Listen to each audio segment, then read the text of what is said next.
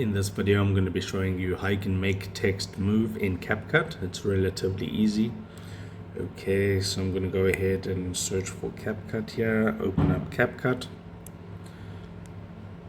Okay, and just wait for the ads to finish. I'll close that ad, draw in CapCut standard.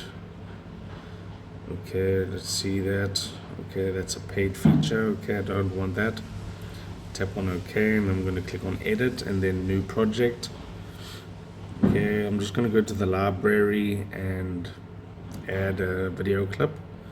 So I'll just select this one here. And making text move in CapCut's easy. Okay, so as you can see, there's the video clip.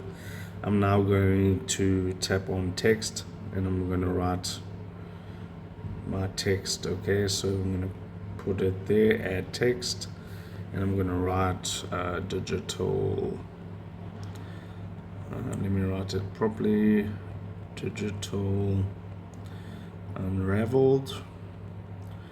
Okay, so there's my text, and right here you can see that there's some templates here. So if you go to templates, you can click on to, let's just say, this simple or this subscribe one right there. Okay, so that's just loading up right now, and you can see now the text is moving and you have these various templates. But if you go out of that and then scroll down, let me go back, scroll down to back again.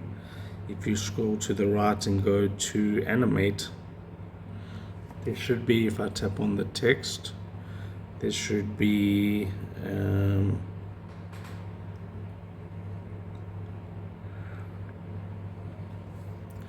just trying to find it here. No, not layer. Text template. So tap on text template, and here it is. So you get styles, effects, and you can go here pro, basic, and stuff. These are effects, and then you want to click on animations. So I'm going to click onto that text and select, for an example, this animation right here, and as you can see, it now is animated. You can go in, out, loop, and there's also different ones here.